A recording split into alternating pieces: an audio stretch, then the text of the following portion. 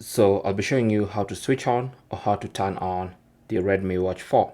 So simply press and hold the crown and just keep holding until you see the Mi logo on the screen. And then you can release, and that's basically how to turn on your Redmi Watch 4. Now, in case that is not working, then you can connect the charger. So connect one end of the charger to a source of power, and then just plug in or just connect your watch to the charger.